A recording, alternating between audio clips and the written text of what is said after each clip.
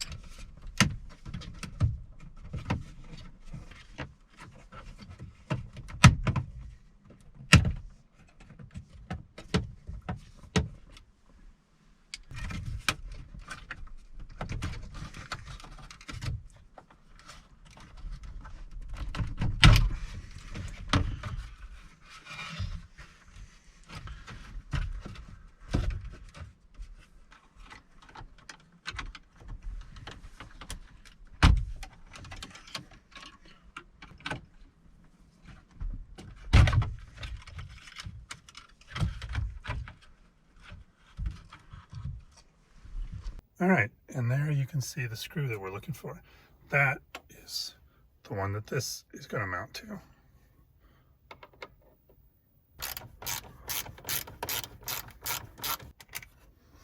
Voila. All right, guys, so this needs to get mounted onto that little bracket. And this goes into here, like that, and this is magnetic. Now we're not going to be taking advantage of the magnetic because I don't want to stick this on the back of my iPhone since it's got MagSafe charging. This will mess up my charging.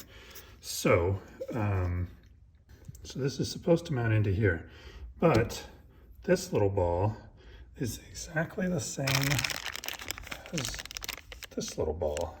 So this actually fits in there without any problem at all.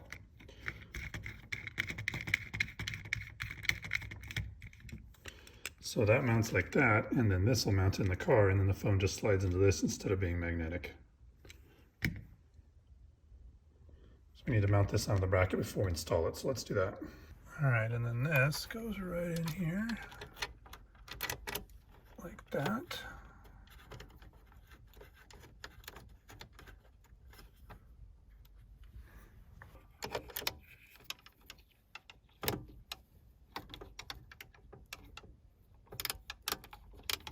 Okay, nice and tight. And you can see how this even follows the edge of the side of the instrument cluster coming down there, so that that'll all be mounted nice and tight when this goes back together. So let's put it back together now. Okay, before we put this back together, I just want to show you what clips are behind here. All the research I did said to just pull, it won't break. That has been my experience. It feels like it's going to break, but it doesn't, and it just comes out of there. But these are the types of clips that you're looking at. So that's what pops in there, and that is what you're trying to pull off. 8.5, there's 6 clips. On the B8, there's 4 because this is 2 pieces, but on the 8.5, it's 1 piece. So you got 1, 2, 3, 4, 5, 6. So those are the ones you're popping out. So the bottom ones come out first, and then the top ones, like you saw me do in the video. And you pretty much just pop the bottom ones out, and then you just yank on the top ones and they come. So again, a little scary, but it does the job. Beautiful, and looks factory. Very nice. All right, so now all we gotta do is figure out how to get that cable out of the glove box so that it can loop down and loop back up to plug into the bottom of the phone.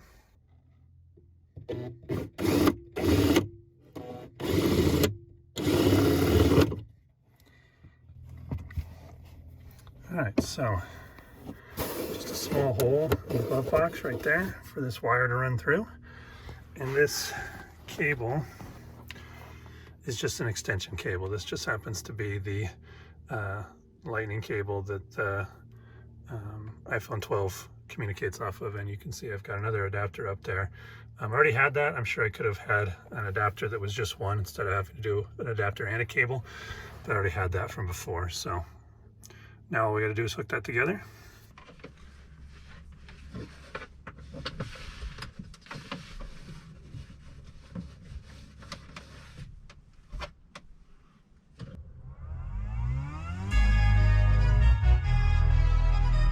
There we go.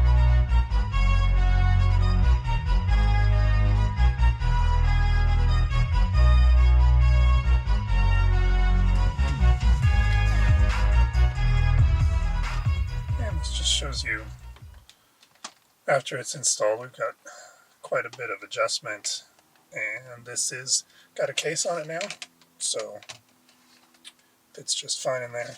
Also, this part adjusts.